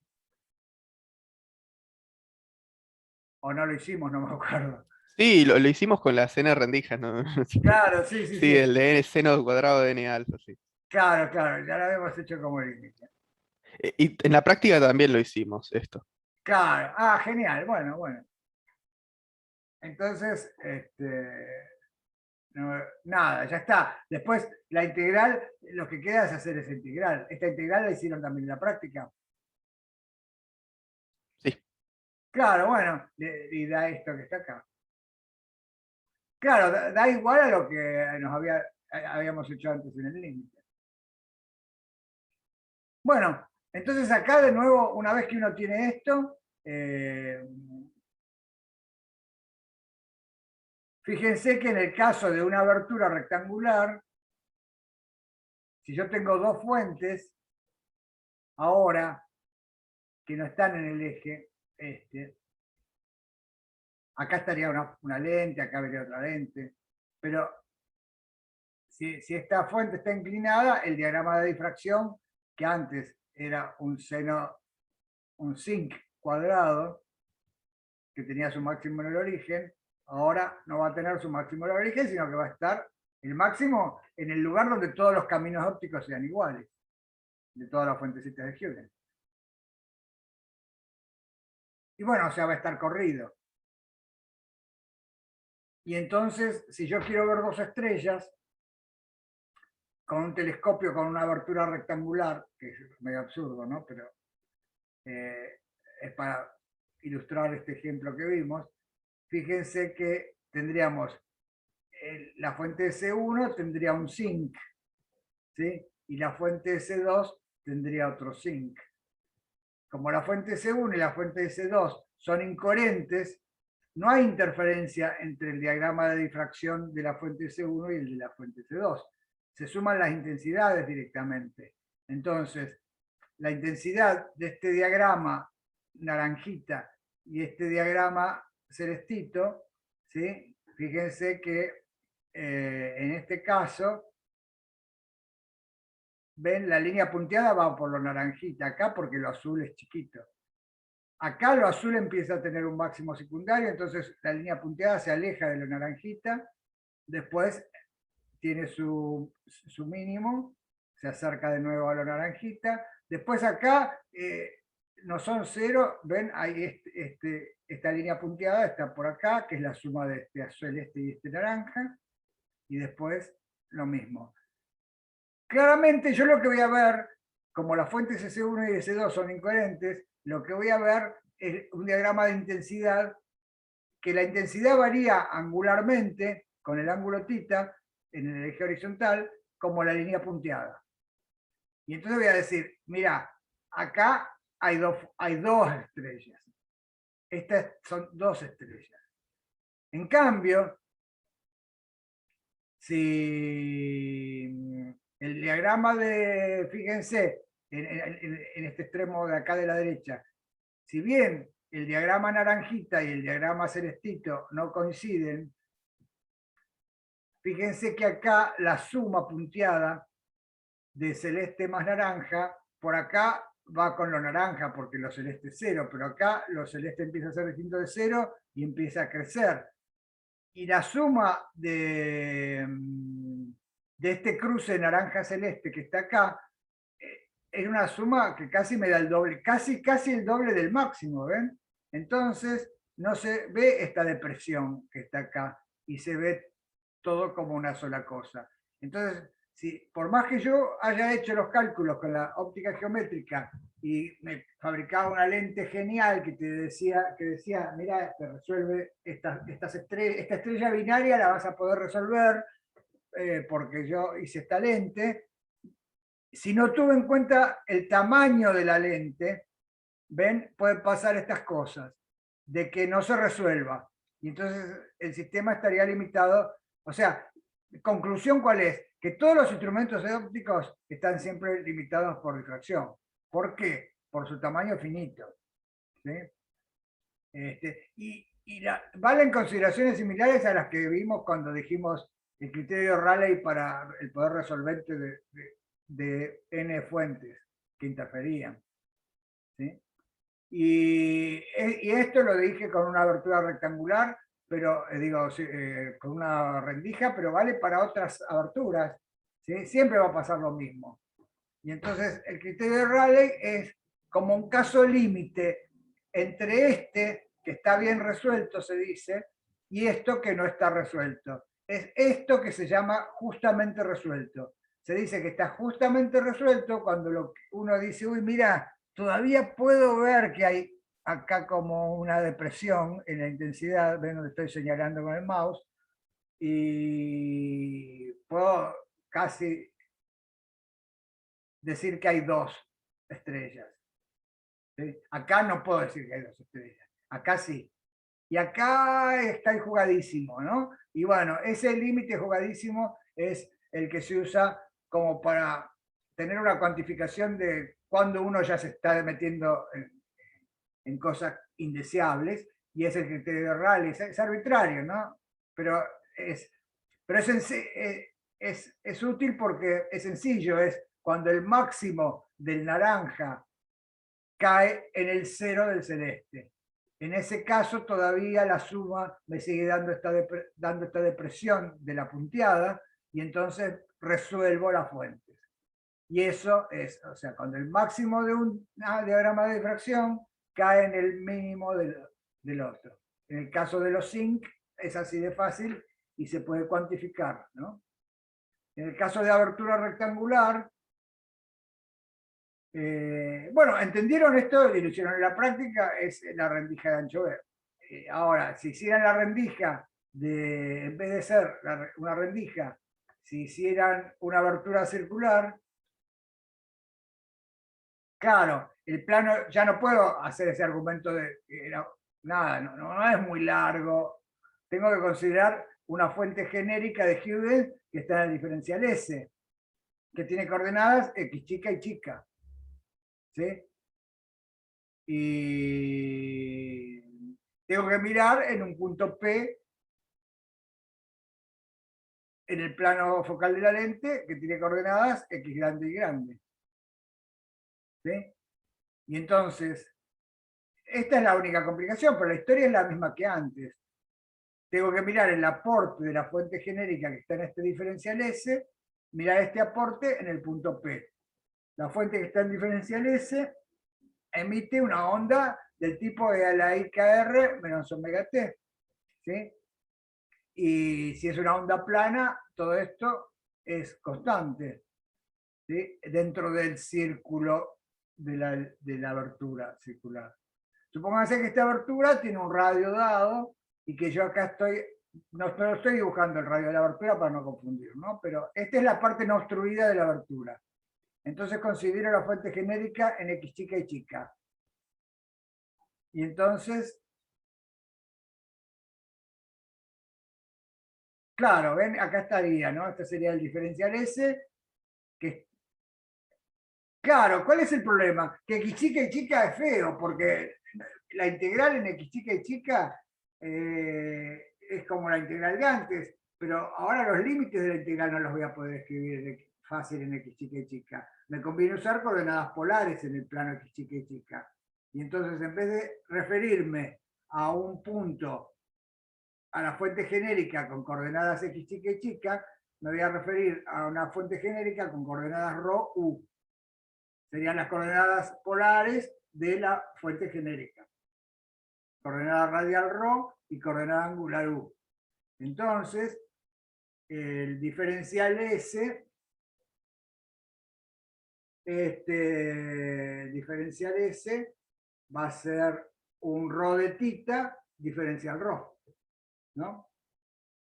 O pasan el jacobiano o saben ya que el diferencial de superficie es un ρ de tita diferencial ρ. ¿Y cuál es el problema? Que acá la teníamos bien fácil con X chica y chica, pero ahora lo quiero pasar a ρ u. Entonces, bueno, yo sé pasar de polares de cartesianas a polares y al revés también. Entonces, X chica es ρ coseno de u y chica es ρ seno de u. Y entonces, acá voy a poner, en vez de X chica, voy a poner ρ coseno de u, ρ seno de u. Fíjense que eso me permite sacar el ρ factor común dentro de la exponencial.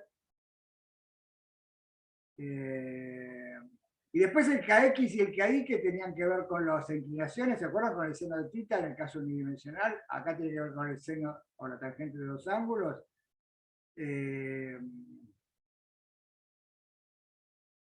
Nada, el punto x grande y grande también lo voy a describir con coordenadas angulares, que tengo que tener cuidado porque llamé ρ para las de integración, y entonces a las de observación las voy a llamar Q y B. ¿Ven? Q sería la coordenada radial del punto P de observación y B sería el ángulo de P. Hola, profe. Sí, Soy Delfina. Me quería consultar ese recuadrito que hay, que es como el delta. No terminé de entender a qué refiere ese delta que está igualado a 0. Que es como un recuadrito que está ahí abajo de la ecuación. ah, sí, esto es una cosa que si quieren recapitular lo que habíamos visto,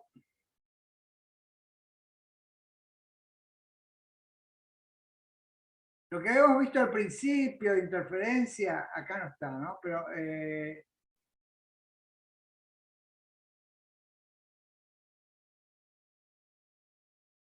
que todo esto vale cuando ¿te acordás que cuando vimos interferencia de 2 decíamos había un delta que tenía que ver con las fases, con las diferencias de fases, que si las fuentes se prendían juntas, ese delta era 0? Claro, sí. ¿Es el mismo delta de interferencia esta? Claro, entonces fíjate que acá, como estamos considerando la interferencia múltiple de Huygens, yo hasta ahora estuve dando por sentado que los frentes de onda plano incidían paralelos al plano del objeto obstructor, de la obstrucción, de la abertura, ¿sí? Ahora, si el frente de onda plano viniera inclinado con respecto a la abertura, fíjate que las fuentecitas de Huygens ya no se prenderían todas juntas. Esa es una pequeña complicación, ¿no? Que es, por eso el recuadrito este hace referencia a que, ojo, estoy considerando que, igual que vine considerando hasta ahora, que todas las fuentecitas de Huygens se prenden juntas, porque son iluminadas por el mismo frente de onda plano, que es paralelo a la abertura, ¿sí? Que es lo que, o sea, nada, es lo que decía la vez pasada. Si esta es la abertura, el plano de la abertura, y este es el frente de onda plano, el frente de onda plano viene a la abertura y prende a todas las fuentecitas de Huygens juntas. En cambio, si el frente de onda plano sigue siendo plano y sigue siendo difracción de Fraunhofer, pero viene a la rendija o a la abertura circular así inclinado, fíjate que prende antes las de abajo.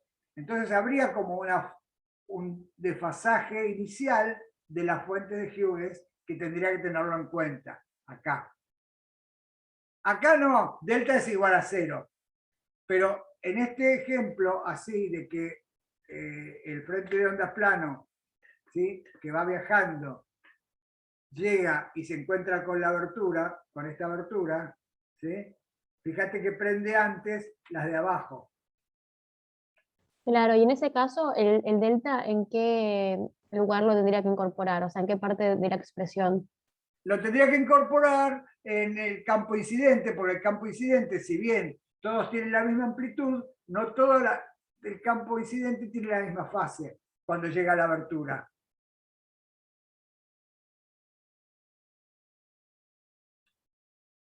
En esta cosa que está acá, no todas las fuentecitas de Huygens.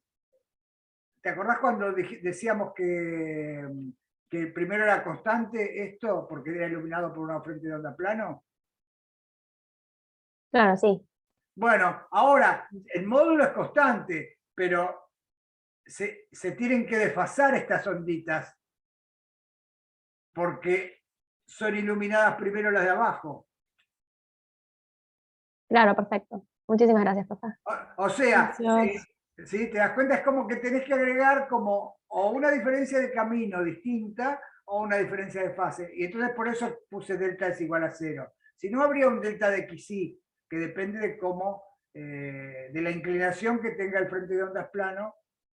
Eso lo único que va a hacer un delta es correr el diagrama de... Mira, Delfina, acá está el delta sin decirlo, ¿no?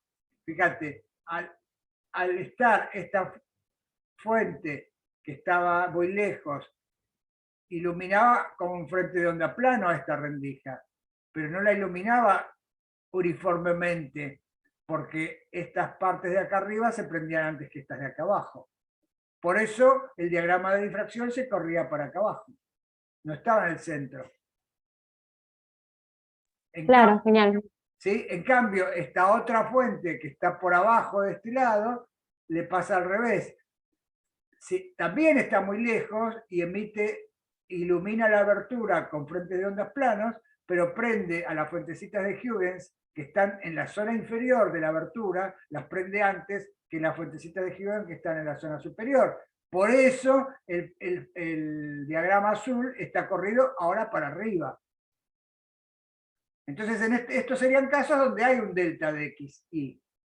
¿Ves? En cambio, Claro, perfecto, sí. Y ese factor, o sea, depende del ángulo que tenga, ¿o no? O sea, claro, por tal ejemplo, cual. Depende del ángulo con que incida el frente de ondas plano con respecto.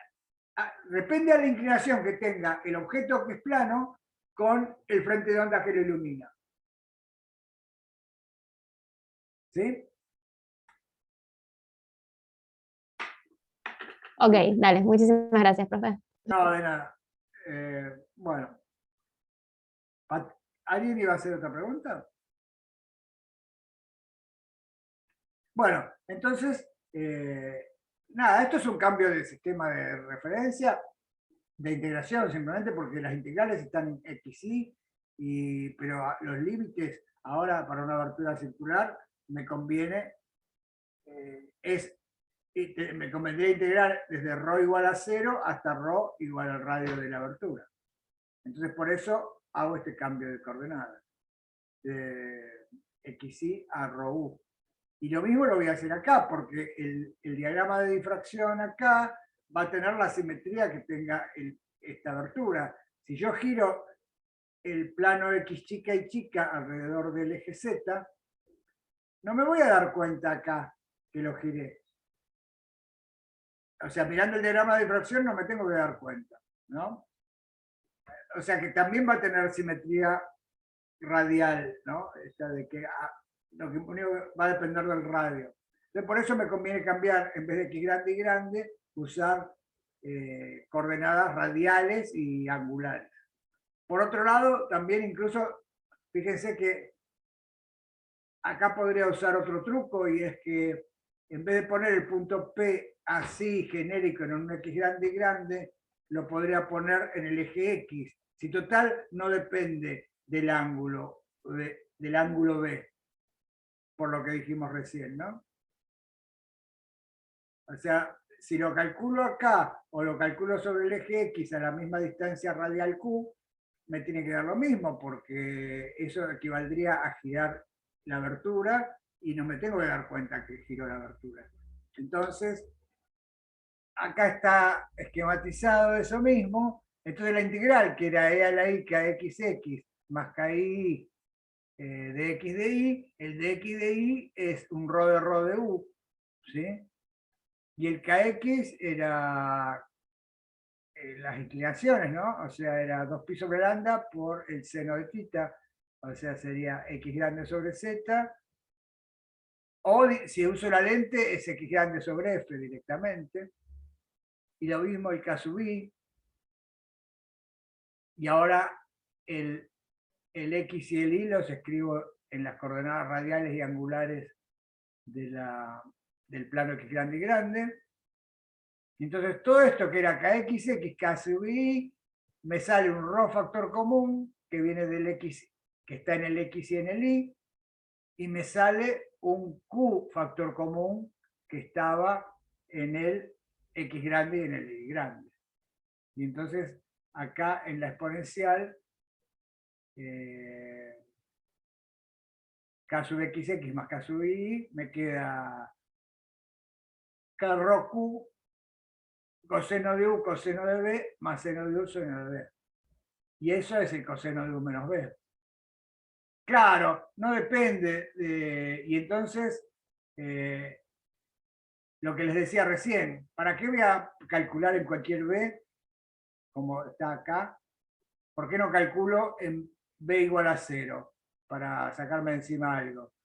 Si total, me tiene que dar lo mismo. Entonces acá lo calculo en b igual a 0, y entonces la integral me queda e a la i k rho q sobre z.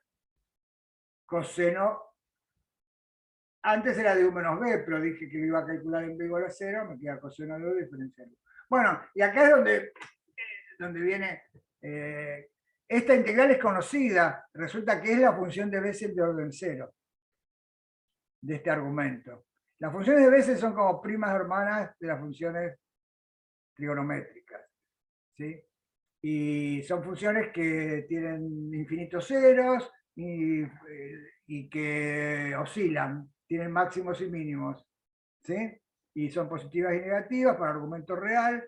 Entonces, de alguna manera, esto me tiene que ser reminiscente en la abertura rectangular tenía el sinc, que era una función que tenía un máximo y después ceros. Y esto tiene que ser igual, por lo menos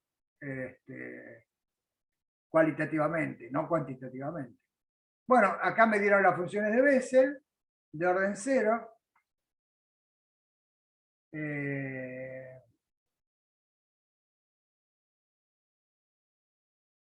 Y bueno, esta es la función de Bessel de orden cero. Mira, acá está graficada. Es una función que tiene su máximo en cero, igual que el zinc, y después pasa por cero. Lo único que el cero, en vez de pasar en pi sobre lambda, como antes, pasa en otro valor. Están tabulados los ceros de las funciones de Bessel, están tabulados. O se pueden calcular. Con Python se pueden calcular. Y entonces el diagrama de difracción, fíjense que es muy parecido al zinc, ¿no? Lo único que la distancia de los ceros es distinta, esas cosas. Pero Profe, sí, Hola, perdón, soy Alfina de vuelta. Quería consultar, no entendí dónde salió antes cuando hicimos los reemplazos, cuando pasamos a polares. No entiendo cómo justificó el cambiar kx por kx sobre z y todo eso. O sea, ese cambio que hizo.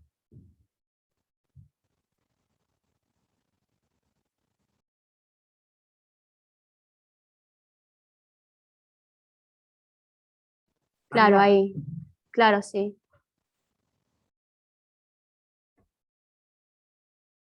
Sí. ¿Vos te acordás que eh,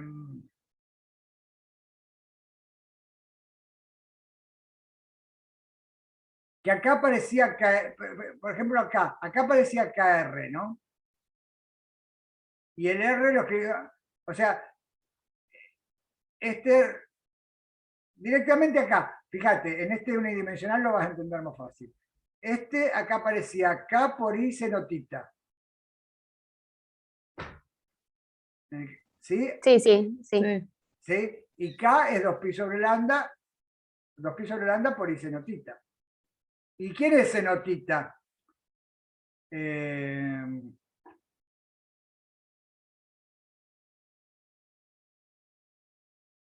No sé si quedó todavía. Sí. ¿Quién es senotita acá? Mirá. La diferencia de camino óptico.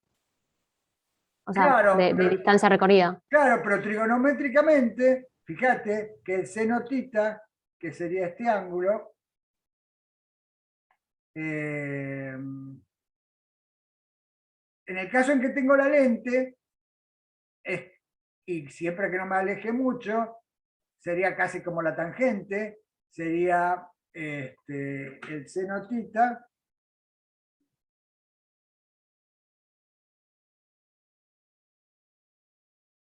Bueno, en realidad la que me resultaría más fácil sería calcular la tangente de tita, sería I grande sobre F.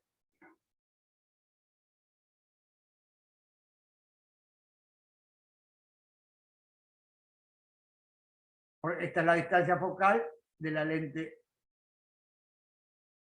esta. ¿Sí?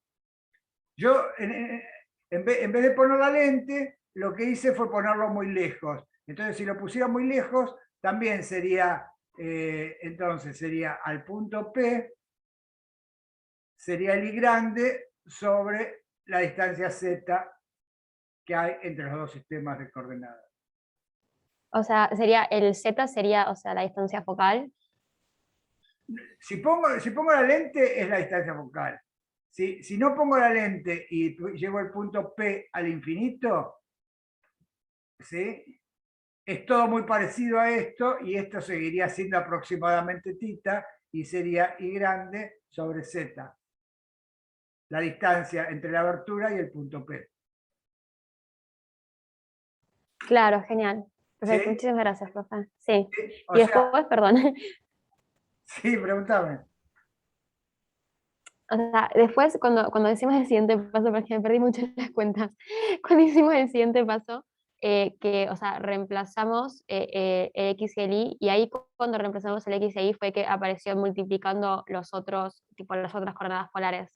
Claro, fíjate, mira acá. Acá ves que lo puse para la versión Mira, acá está el dibujito en realidad. Para la versión de no poner la lente, fíjate que sería entonces X sobre Z, porque ahora sería el ángulo en el plano este, ¿no? Y yo el que te mostré sería el I sobre Z, el I grande sobre Z. Entonces te quedaría, ¿ves? I grande sobre Z. O I grande sobre F si pongo la lente.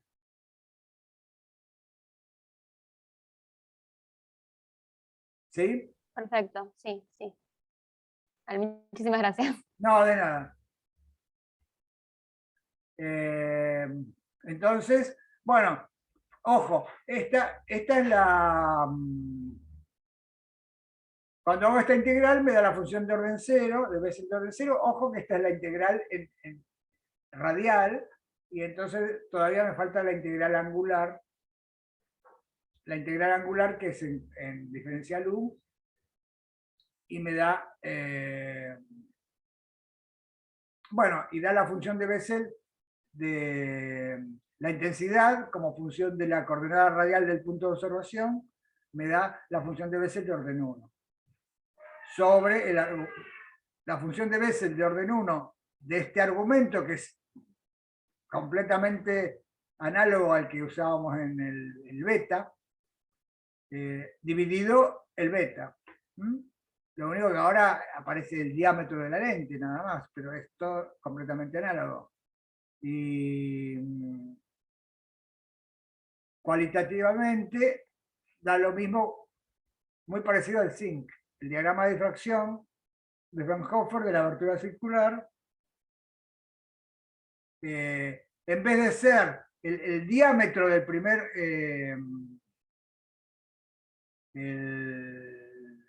del primer disco oscuro, ¿sí? Porque viene como el centro, esto correspondería a la imagen geométrica. Si no hubiera difracción, solo habría un punto que corresponde a este máximo, ¿sí?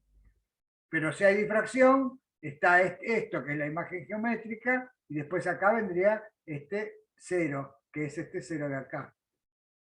Que resulta que es bueno, no es como pi sobre lambda como antes, sino que es un numerito que está tabulado y que resulta ser que el radio es 1,22 F por lambda sobre D.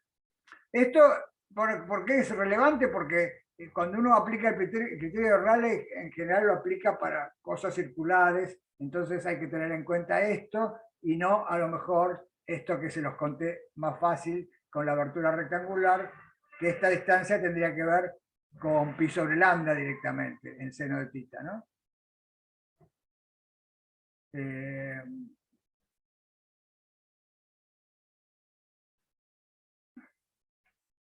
Bueno.